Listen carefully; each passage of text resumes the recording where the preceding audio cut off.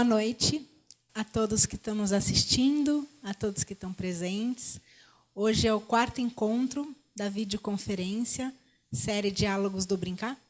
E a gente tem hoje como tema o Brincar na Escola, com a Sandra Kismichi. A Sandra é mestre em Educação pela Universidade Federal de Santa Catarina, coordenadora da Escola de Educação Infantil Casa Amarela e da Formação em Pedagogia Waldorf de Florianópolis. Ela atua na área da infância, do brincar e da educação infantil e também na área de narrativas autobiográficas sobre infância. Ela é pesquisadora do Núcleo Infância, Cultura e Arte da Universidade da UFSCar. E a Sandra hoje vai conversar com a gente. Ela é do Conselho Inspirador do Território do Brincar. E vocês podem participar hoje também enviando perguntas. Quem está presente também. E vamos começar a nossa conversa. Vou passar a palavra para a Sandra.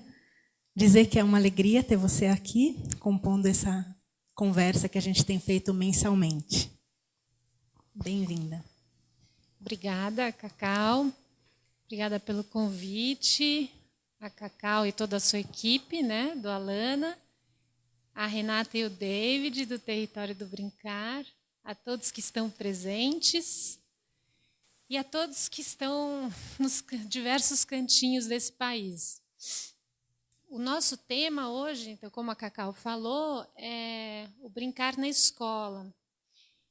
E eu sempre digo que quando a gente vai falar sobre esse tema, a gente precisa de uma certa delicadeza para falar sobre ele, porque ele é um tema muito pesquisado nas universidades, ele é muito falado e refletido, tanto em encontros de educação, como também dentro da escola. Então, a primeira coisa que eu queria falar é tentar delimitar, especificar de que brincar a gente vai conversar hoje. E o primeiro brincar que muitas pessoas citam quando falam de brincar na escola é um brincar que a professora utiliza para ensinar algum conteúdo. Então, é um brincar mais pedagógico, é utilizar a brincadeira ou o brinquedo para ensinar um conteúdo. E isso é uma forma bem diretiva, né? Que tem um nome, assim, que as pessoas dizem brincar pedagógico, ou uma atividade mesmo lúdica. Tem um outro jeito que esse brincar aparece na escola, que é um pouco diferente, que é, por exemplo, quando a criança traz algo para a escola. Há 2 semanas atrás aconteceu isso, uma criança trouxe um peão para a escola. E a professora aproveita esse impulso que nasce da criança, então ela que trouxe o peão para a escola, mas também aproveita isso para ensinar coisas, conteúdos que ela precisa ensinar. Diferente do primeiro exemplo, mas ainda tem um viés muito pedagógico. E um terceiro brincar, que talvez é menos discutido, é o brincar que acontece no pátio da escola, no jardim da escola, na área externa da escola, que a gente denomina de momento do brincar livre, do recreio. Porém, esse lugar, da forma que ele é organizado, tanto de acordo com o tempo que ele é estipulado, como inclusive os brinquedos que são disponibilizados, eles também têm um cunho muito pedagógico, porque eles têm todo restrições e condutas que a criança precisa, ela é dirigida também, mesmo nesse brincar no pátio. Para isso eu trouxe um exemplo que essas 2 imagens que eu gostaria de mostrar para vocês, que é desse brincar no pátio, para que isso fique bem exemplificado. Então, são 2 exemplos de um jardim onde existe balança, existe escorregador, mas a criança que quer, que pode brincar livre, ela não usa o escorregador que a gente colocou para ela. Ela não usa a balança que a gente pôs para ela. Ela, ao contrário, ela cria o seu escorregador e a sua balança.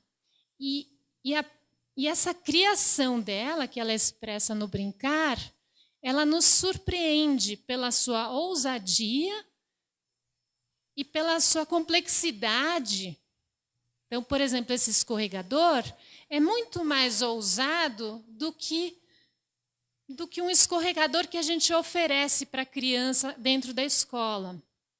Essa balança, ela surpreende, porque a gente nunca imaginou numa balança assim.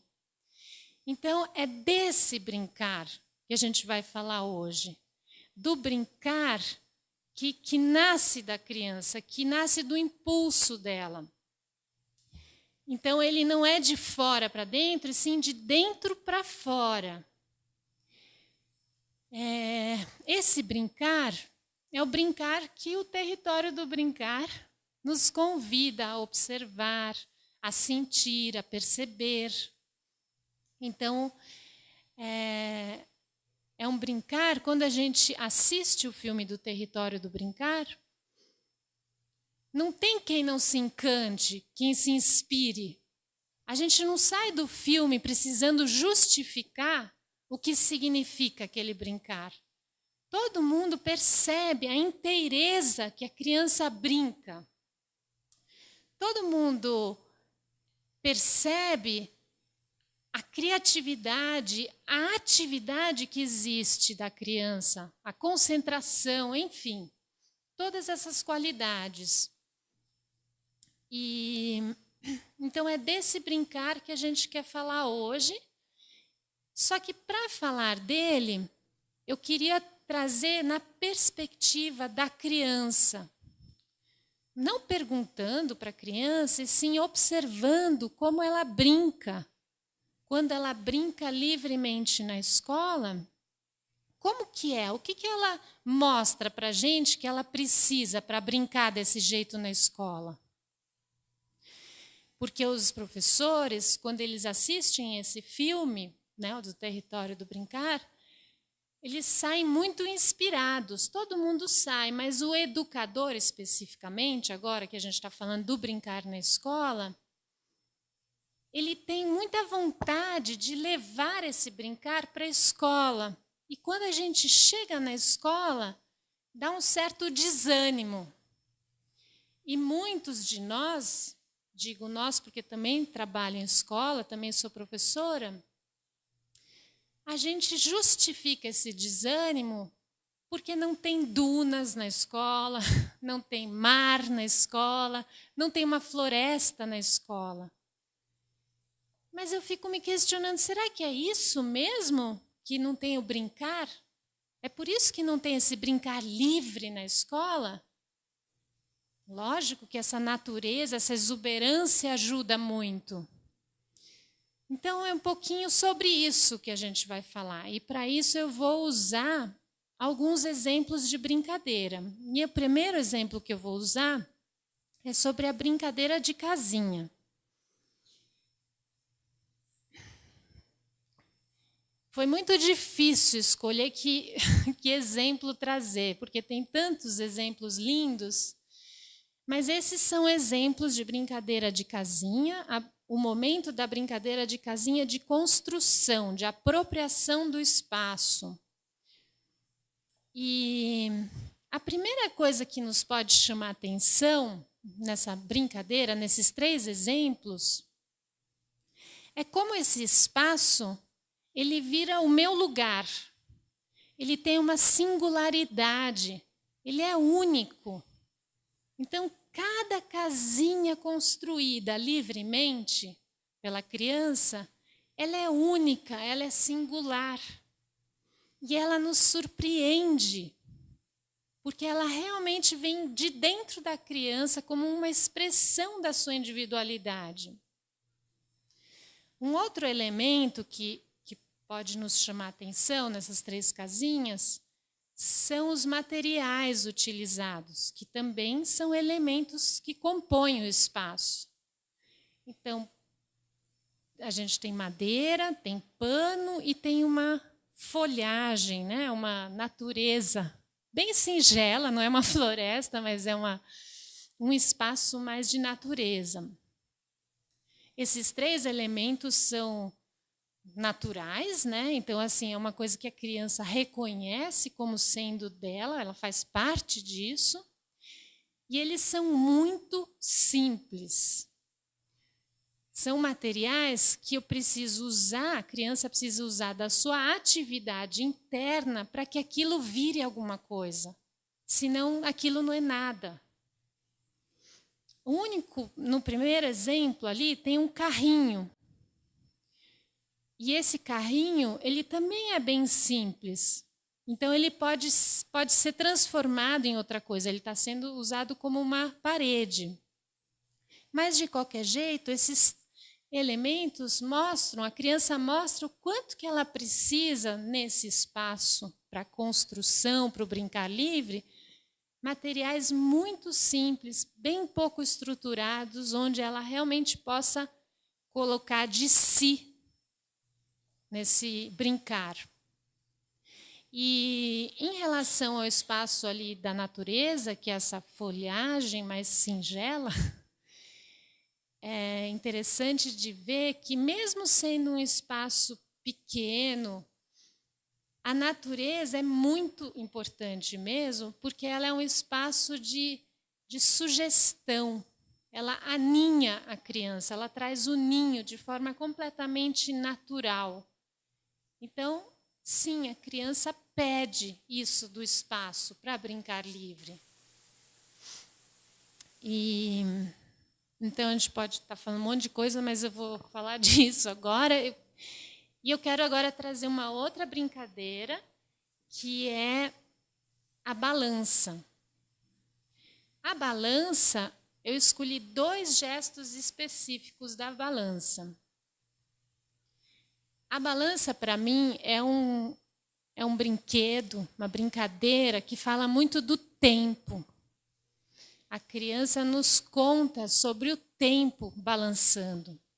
E esse primeiro gesto que eu escolhi é um gesto de entrega. Toda escola que eu visito, em qualquer região do nosso país, fora do nosso país, esse é um gesto muito corriqueiro da utilização da balança pela criança. E é um gesto de entrega. É um gesto onde a criança ela se acalanta nesse vai e vem, no ritmo da balança. E ele leva para um tempo muito diferente do nosso tempo de adultos. Ele leva para um tempo de sonho, de imaginação. E ele tende ao infinito. E isso é bem complexo para a escola, que vive em rotinas muito rígidas. Mas a criança mostra que ela precisa, no brincar livre, na sua busca, por exemplo, nesse brinquedo da balança, ela mostra para a gente que ela precisa desse tempo de sonho, de entrega, de sossego. E a gente sabe disso, porque a gente acalanta um bebê desse jeito. Mas a balança também tem um outro gesto bem típico, que é quando a criança, diferente do primeiro gesto, onde ela se entrega ao ritmo da balança, agora não, agora ela quer interferir no ritmo. Ela quer comandar, dirigir esse ritmo. E ela aprende a fazer isso, não por explicações, mas sim pelo corpo dela, pelo gesto dela. Então, é um processo que ela passa e ela começa a aprender o que ela pode fazer para que essa balança seja mais forte, que vá mais longe. Então, é bem bonito de ver que corporalmente ela aprende o momento exato, né, de dobrar os joelhinhos, de empurrar com o pé e trazer essa força. E isso traz essa direção que ela traz, ela coloca nessa balança, traz outros horizontes.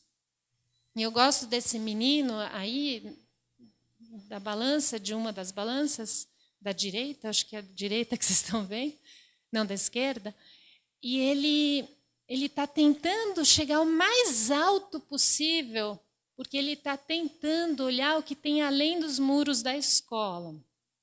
Então, é bem bonito que essa direção tem uma ousadia, tem um desafio que ele procura. O outro menino está tentando tomar conta desse tempo, desse ritmo da balança, para fazer uma roda circular com a balança.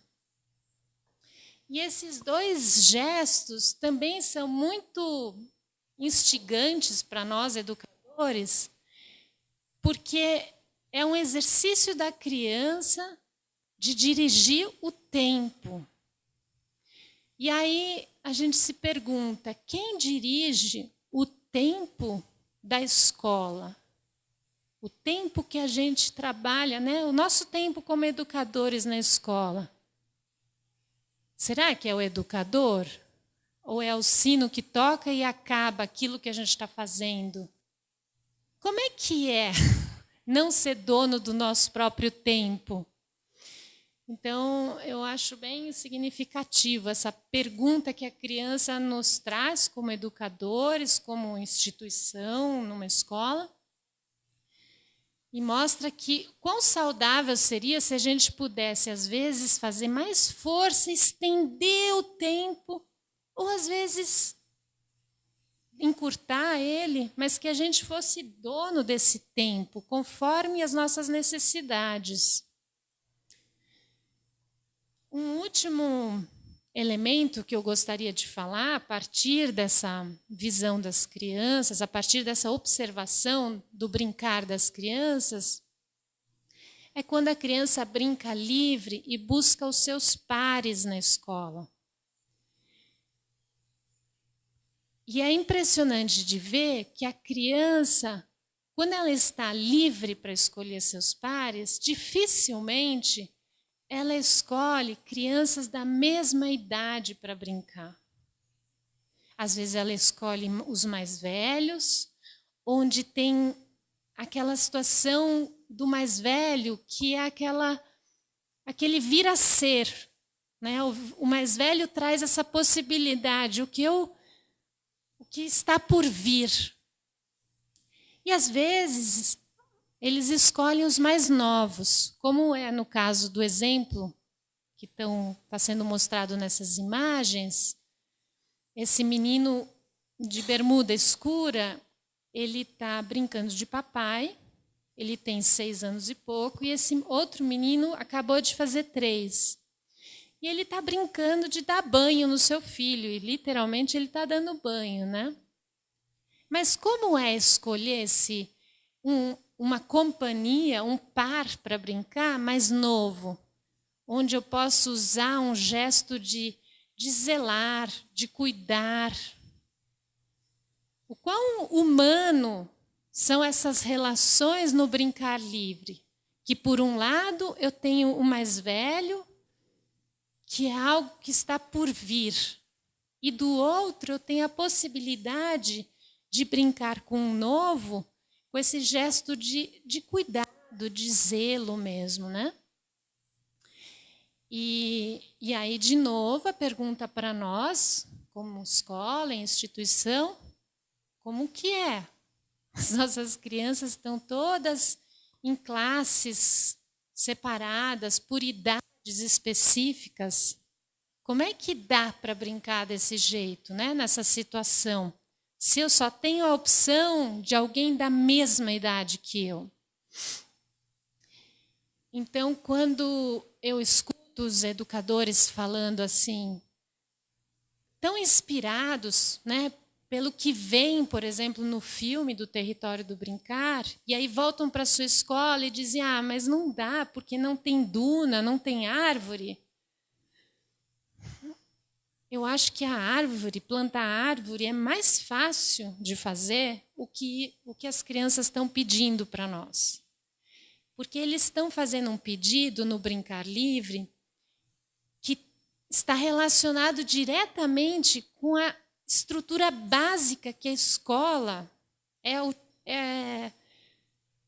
está fundamentada hoje, está organizada, que são esses espaços, que são os tempos que a gente organizou em rotinas, que são as salas de aula com crianças com idades muito separadas, nunca em conjunto. Então, eu acho que o desânimo que dá de não entender, de imaginar assim, eu não sei se a gente vai dar conta de conseguir trazer o brincar livre dentro da escola, não é porque não tem duna, gente. É porque a gente vai ter que mexer nessa estrutura básica.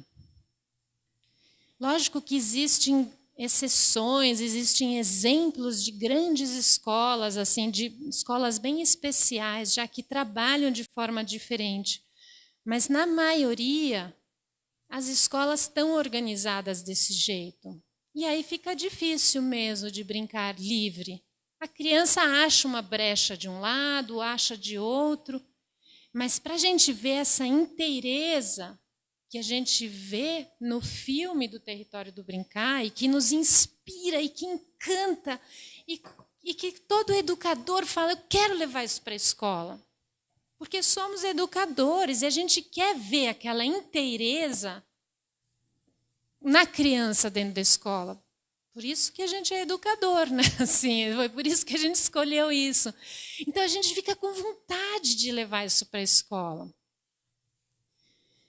Mas precisa repensar esse espaço, precisa repensar esse lugar, esse tempo. E essa divisão, né, de idades que a gente organizou. Já passei da hora? Ô Sam, e você trouxe essa reflexão, né, a partir do olhar para o brincar livre, né, mostrando alguns exemplos de brincadeira, mas trazendo aí uma boa provocação de pensar a estrutura da escola, né, como ela está aí historicamente estruturada, constituída, né, que envolve esse tempo, esse espaço, mas também envolve o lugar do educador, né? Então, eu queria que você falasse um pouquinho, até porque tem duas perguntas que vão nessa linha de pensar em como que o educador, dentro dessa concepção de brincar, do brincar livre, qual é o lugar dele, né? Então, eu vou ler aqui as duas perguntas que chegaram. Quando e como o educador deve intervir na brincadeira da criança, que é da professora de uma creche de Sorocaba, São Paulo. E uma outra que é do Fernando Romão, que é se você acha fundamental que os professores se envolvam nas brincadeiras das crianças. Então, eles estão partindo da ideia de sim. Então, uma vez que o brincar está ali, qual é o lugar desse educador? Que bom que fizeram essa pergunta, que não dava para falar tudo, né? E isso é uma coisa bem complexa, porque o educador, né, o professor, ele, já falei isso outras vezes, mas ele foi treinado a interferir, né, não, eu preciso ensinar, eu preciso trazer conteúdo. Então é difícil mesmo.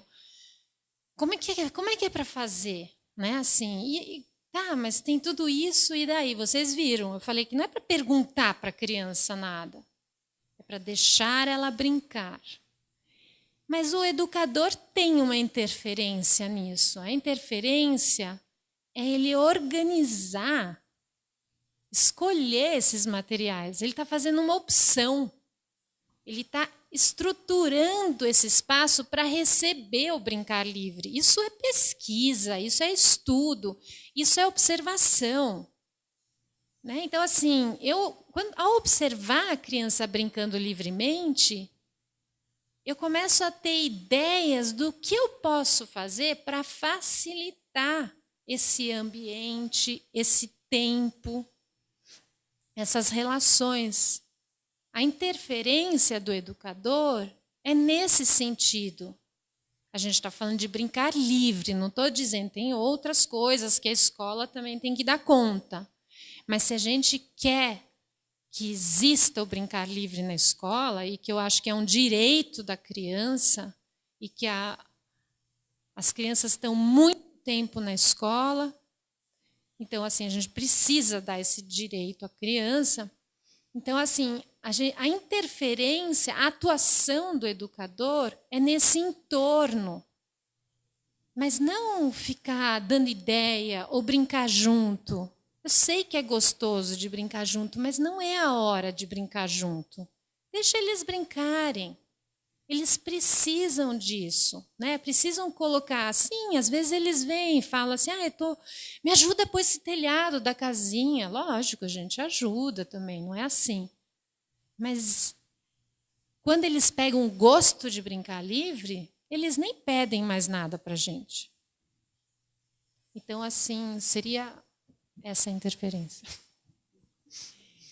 E nesse sentido, qual que é também um lugar que chegou aqui também, uma pergunta que já tinha vindo um outro dia e uma que chegou agora, que perguntam mais a respeito do que as crianças também trazem nas brincadeiras e que lugar tem um pouco a ver com a primeira, né? Qual que é o lugar do educador quando observa esses dizeres, essas narrativas que vêm nas brincadeiras. Então, eu vou ler aqui as duas perguntas. Então, voltando ao brincar com os jogos representativos, em especial do heroísmo, do uso de armas, infinitas vezes reprimimos as crianças dizendo que isso é feio.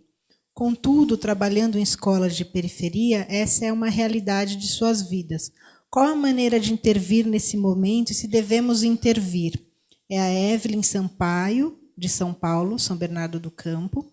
E aí eu vou ler uma outra que chegou agora de Pernambuco, que também tem a ver com isso, que falou aqui, que a partir de um trabalho de conclusão de curso, elas observaram brincadeiras de polícia e ladrão. E o critério de escolha das crianças para ser ladrão geralmente se baseava na possibilidade de correr mais e criar estratégias de fuga, o que ia de encontro à opinião das professoras de que eram brincadeiras agressivas.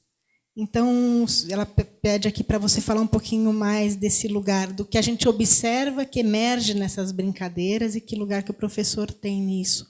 É a Fátima Ribeiro, de Recife, Pernambuco. Então, a gente, assim, logo no começo, a gente conversou que esse brincar livre é algo que vem de dentro da criança para fora. Não é o momento da professora estar introduzindo muitas coisas. E aí é importante que a criança se expresse em tudo que ela precisa se expressar. Inclusive brincadeiras que, às vezes, a gente não acha tão adequado. E, às vezes, elas se passam mesmo. Pode acontecer. Tudo bem, ele brincou de arma, mas agora ele está, enfim, está exagerando, né? E uma coisa que ajuda muito nisso é assim, de novo, é nos elementos, nos materiais que a gente disponibiliza. Porque se vem da criança a vontade, por exemplo, de brincar com uma arma, mas ela não tem nenhum material pronto, ela precisa construir o que ela quer fazer. Então, ela tem coisas muito básicas assim para fazer. Então, o processo vai ser tão rico até chegar na arma que isso vai apaziguando, vai amenizando talvez esse impulso que também às vezes é um pouco exagerado e que possa dar lugar a outras possibilidades para essa criança. Então, quanto mais básico o material, e é algo que, na verdade, não é bem assim, né? As escolas têm fantasias, têm pistolas talvez não, né? Mas assim, enfim, a gente disponibiliza coisas muito prontas para a criança. Então, esse primeiro momento de ter um impulso e de precisar correr atrás dele, desse desejo de construir algo, ele não pode ser facilitado. Ele precisa pôr a criança em atividade, isso é bem importante. E isso ajuda muito, porque nessa atividade de, por exemplo, ter que construir uma arminha, podem surgir muitas outras coisas no meio do caminho. Era isso, Carl? Mais alguma coisa? E como que A outra questão que era um exemplo não de polícia e ladrão, né? De que às vezes numa leitura do educador ele percebe às vezes uma coisa que é agressiva, ele já coloca num lugar e, enfim, como que você vê isso, né? Essa escuta do que emerge, como que a gente faz essa leitura. Então, quando a gente oferece esse espaço, esse tempo para brincar livre, precisa ter dentro do educador uma proximidade da sua própria infância.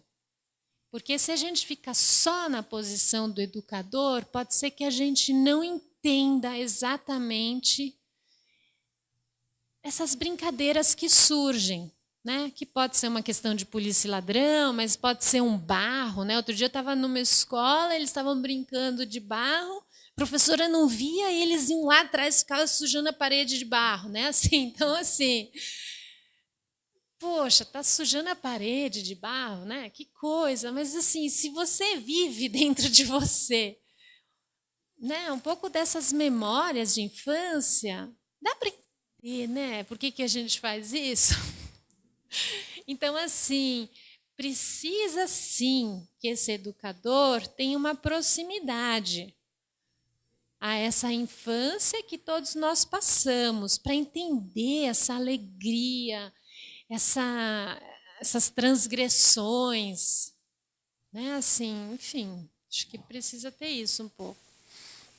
E duas pessoas perguntam um pouco dos bebês, né? Que também, enfim, tem outra forma de brincar, de se expressar. Então, a Tatiana Ribeiro, do Rio de Janeiro, ela fala: muito se fala da importância da estimulação na faixa etária de 0 a 3 anos.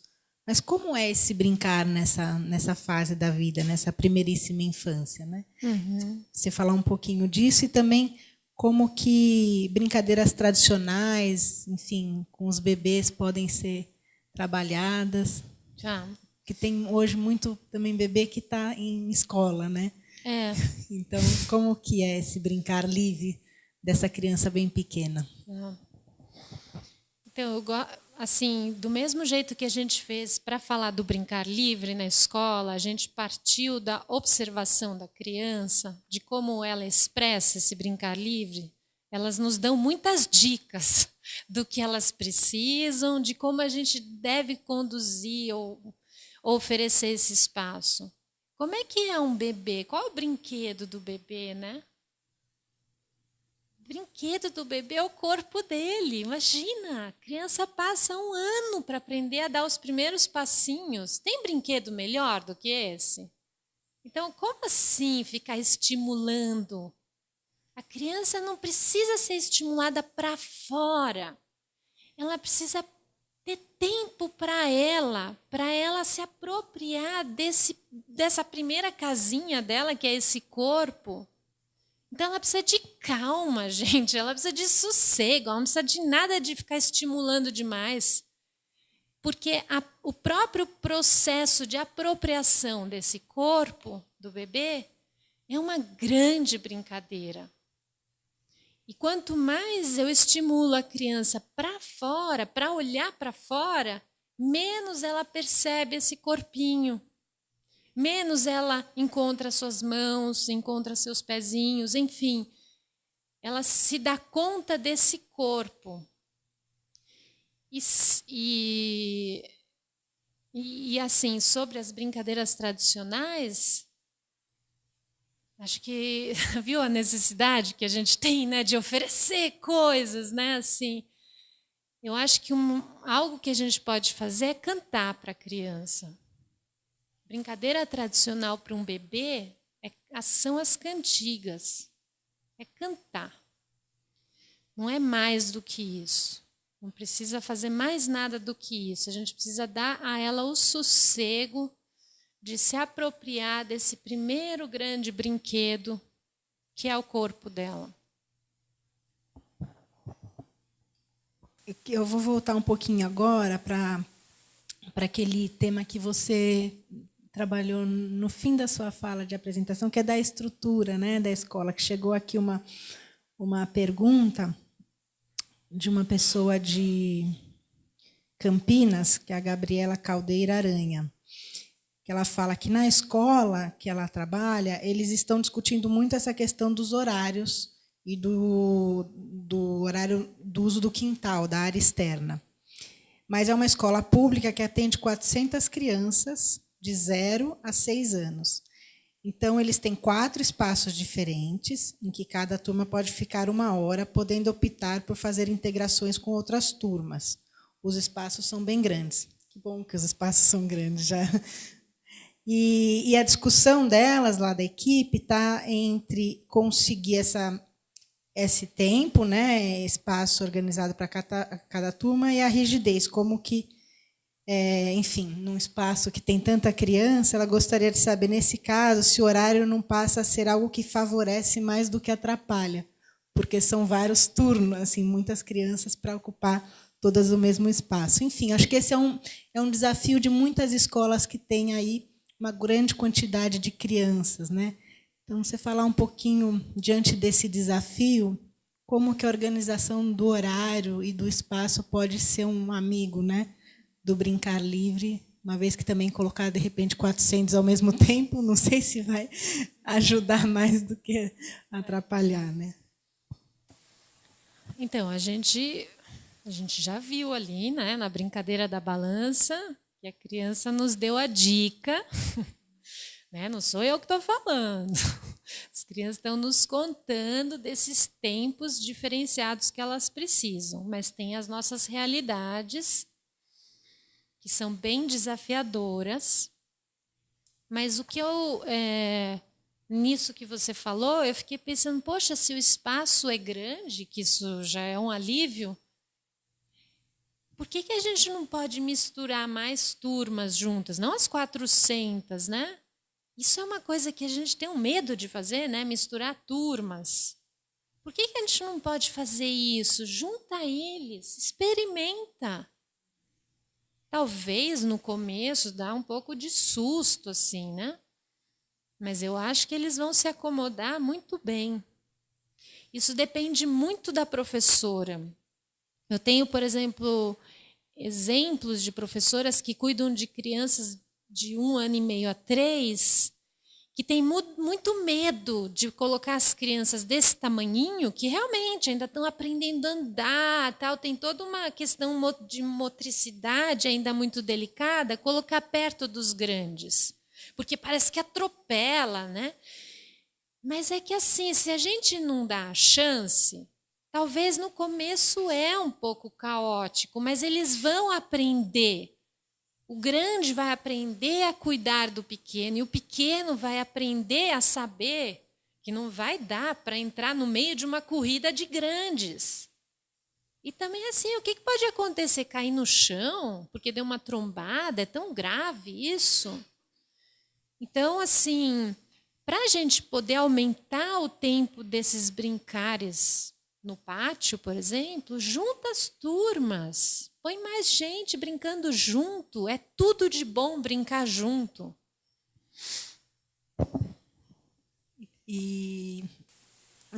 Você estava falando da foto da balança, tem um menino que está olhando para além do muro, né? Nesse sentido também talvez não seja um convite para a gente, quando ele está olhando, né, essa escola que talvez esteja pequena, às vezes concretamente, às vezes também porque ele está imaginando, né? Então, fala um pouquinho desse lugar, assim, de como também a escola pode aproveitar o que está fora dela, né? O território faz um convite bem explícito nesse sentido, né? Para olhar para fora, e o menino ali também está olhando para além do muro, né? Então, eu acho que tem esse desafio. Mas eu gosto também de usar de uma certa delicadeza nos desafios do educador. Porque é muita responsabilidade cuidar do que é mais precioso para todos nós. Então, assim, a gente precisa ir passo por passo nisso, né? Então, se a gente conseguir dar esses primeiros passos, juntando grupos maiores, por exemplo, turmas, a criança ela vai criando uma autonomia de grupo, de corpo, enfim, de social, que vai nos trazendo mais confiança para arriscar, para ousar outras coisas. E eu acho que o espaço externo da escola, que pode ser tão interessante, né? Assim, às vezes tem escolas bem pertinhos de uma duna. Ele podia lá andar, né? Ir até a duna. Ou, enfim, de uma praia, de algum lugar assim. Mas eu acho que existem passos para isso. Eu acho bem legal esse espaço de fora da escola, mas eu compreendo algumas professoras que têm muita apreensão disso. E aí eu convidaria primeiro que a gente exercitasse isso nesse espaço que ainda é mais reduzido. Que é assim mesmo, né? A criança, quando é um bebê, primeiro ela rola, daí ela senta, quando ela engatinha, ela alcança mais espaço. Quando ela anda, alcança mais espaço. E eu acho que esse é um processo do educador. Nessa nova perspectiva, não sei se é nova, mas na perspectiva de trazer esse brincar livre, que a gente olha, né, no filme do Território do Brincar e fica assim, a gente quer isso para dentro da escola. Isso faz muito sentido. Então, vamos começar ousando dentro da escola e, assim que possível, dar esses passos para fora. Porque, né, dá para ver ali que, curiosidade, eles estão dando a dica também. É muito comum em escola, às vezes, usarem como argumento, para além do espaço, do tempo, da falta de materiais, também a pressão familiar, né, em relação a conteúdos, a uma expectativa grande do que entendem por aprendizagem, tudo isso, né? E aí, a Gabriela Varela, que é do Rio de Janeiro, pergunta que, como pedagoga, ela gostaria da ajuda sua para como passar para os pais e até para a própria instituição, né, às vezes para a diretora, para o coordenador, que o brincar é importante para a educação infantil, e aí a gente pode pensar também para o ensino fundamental, e como que também o lúdico, né, ele pode ser ensinado, ele tem um lugar de saber, né? Então, ela vê muitos pais ainda questionando, preferindo a quantidade de atividades em papéis do que a vivência e a experimentação. Então, isso é bem comum, né? Independente de onde a gente esteja, desse relato dos pais querendo, digamos, a velha escola, né?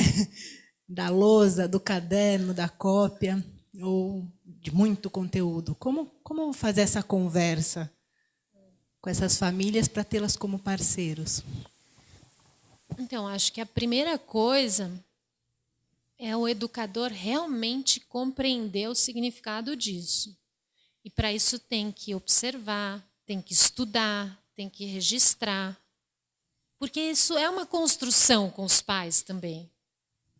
Né? Assim, porque o espaço, o pouco espaço que tem às vezes do brincar livre é o espaço do cafezinho, gente.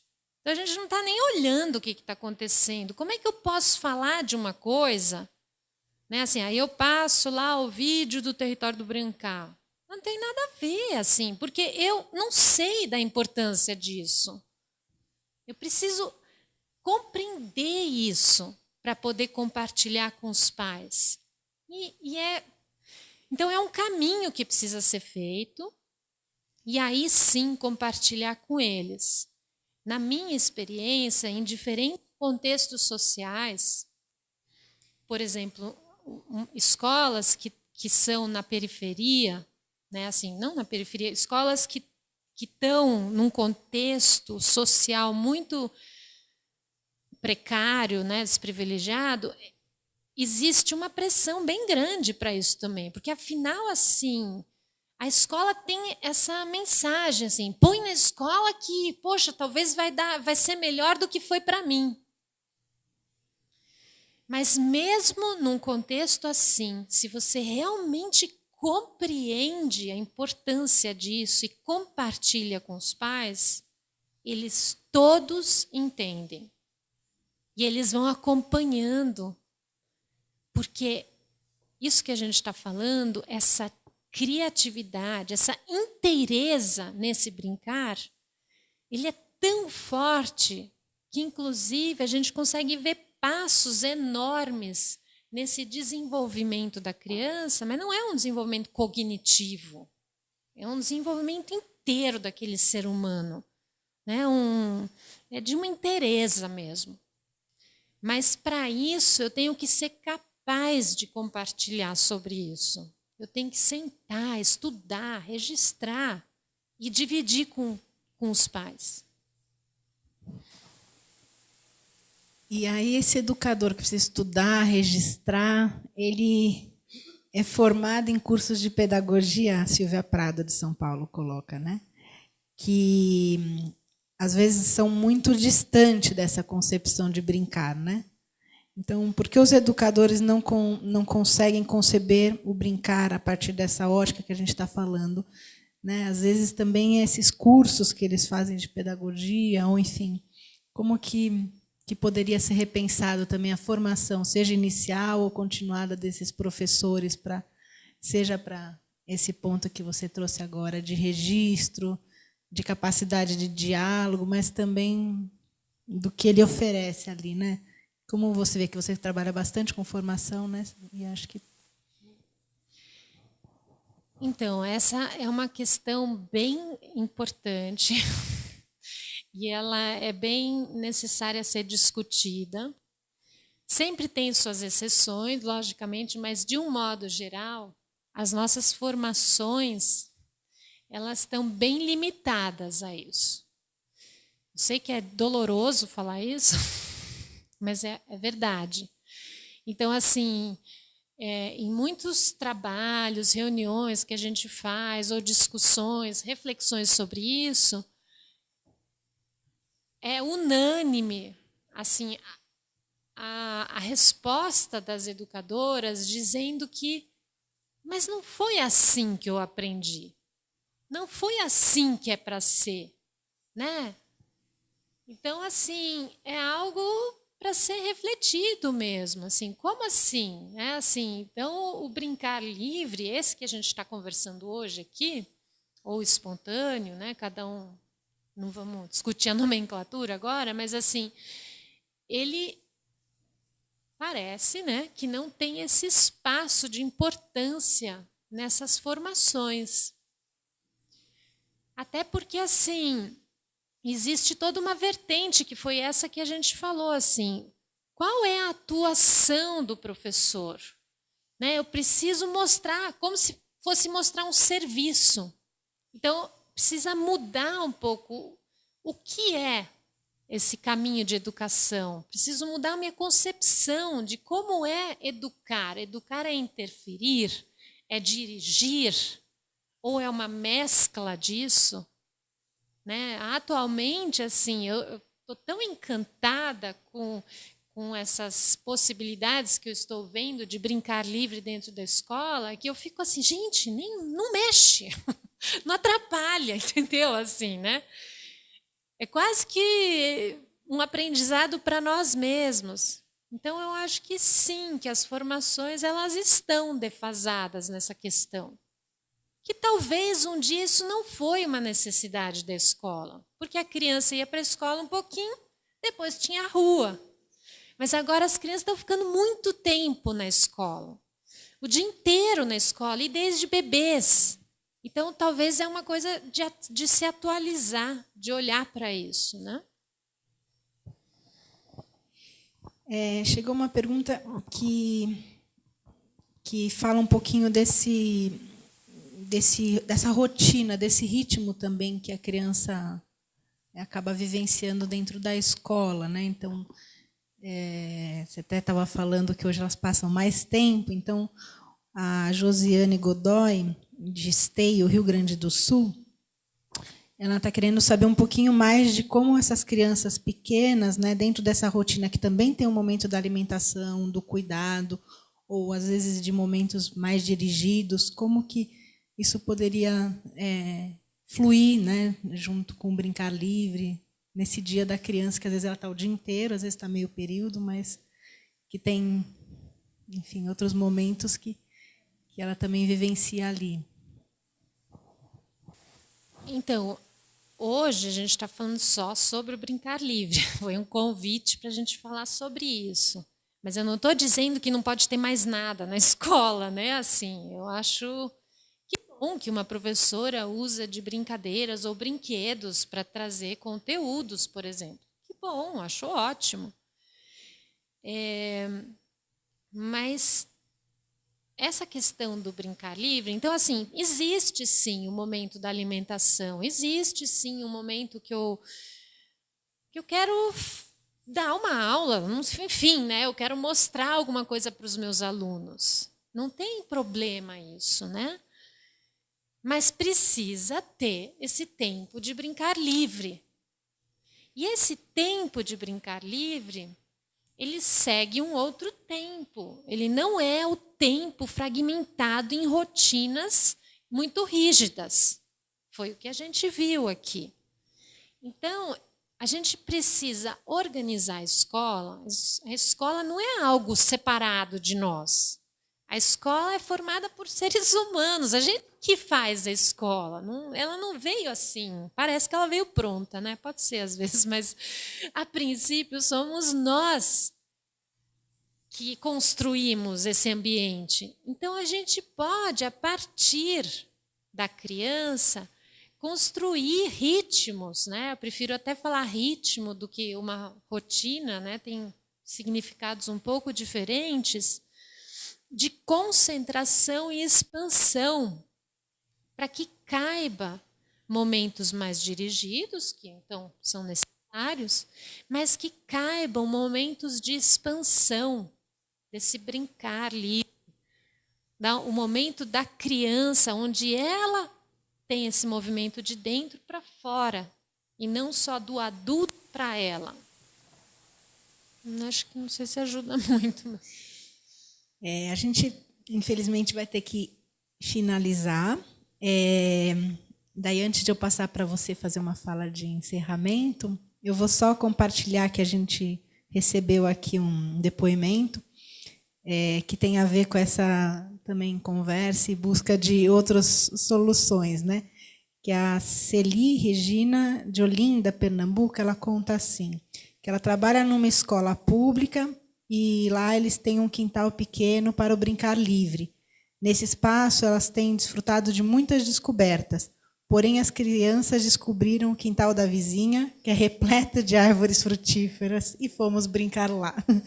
Então, às vezes, olhando, né, atrás do muro, a gente encontra bastante coisa. Se o educador estiver acompanhando esse olhar, quem sabe ele não extrapole, né, as nossas possibilidades aí de espaço. Então, eu queria passar para você, fazer a fala de fechamento. Bem bonito esse exemplo, acho que fechou bem bonito. E eu acho que é um pouco assim, né? Assim, parece tão inalcançável, mas é uma postura interna. É um gesto interno flexível a essa possibilidade do brincar livre. E ele não depende de muitas coisas grandes, gente. Depende, assim, de eu decidir. Eu sou educadora e eu estou decidindo que isso vai fazer parte do meu dia a dia. Então, a gente não vai dar culpa em nada e em ninguém. E mesmo que na minha escola não pode, não deixa, os pais não deixam, começa devagarzinho, começa pequeno. É tão especial, é tão grandioso que vocês vão começar a perceber que isso vai tomando conta desse ambiente escolar. Ele vai esbarrando nos outros e vai encantando. Como a gente se encanta quando a gente vê o filme do Território. Isso é possível. É muito singelo, mas precisa dessa abertura mesmo. Então, assim, se o brincar livre faz sentido para vocês, faz. É possível. É muito possível fazer. E aí a gente não precisa ficar falando que é por causa disso, por causa daquilo. Faz igual essa professora de Olinda. Ela percebe, viu as crianças, conversou com a vizinha e foi lá. É muito simples, gente. E é, assim, muito gratificante, muito possível também. Acho que... Obrigada, viu, Cal? Então, obrigada mais uma vez, né, por você ter compartilhado o seu olhar, sua experiência. E obrigada também a todos que estiveram aqui com a gente, virtualmente ou presencialmente. E hoje a gente, então, encerra e vai ter, quando encerrar como todas as vezes, uma ficha de avaliação. A gente pede muito para que vocês preencham, porque é o momento onde a gente também aprende com o que a gente faz e aprimora o nosso trabalho. Esse material vai estar disponível no site, assim como todos os outros que a gente tem feito, né? Todas essas conversas estão ali no nosso site do Território do Brincar, que vocês podem depois assistir. E a próxima videoconferência, a gente ainda não tem uma data definida, mas acompanhem pelo nosso Facebook, pelo site, que daí vai ter a informação dessa programação do segundo semestre. Então, boa noite a todos e obrigada.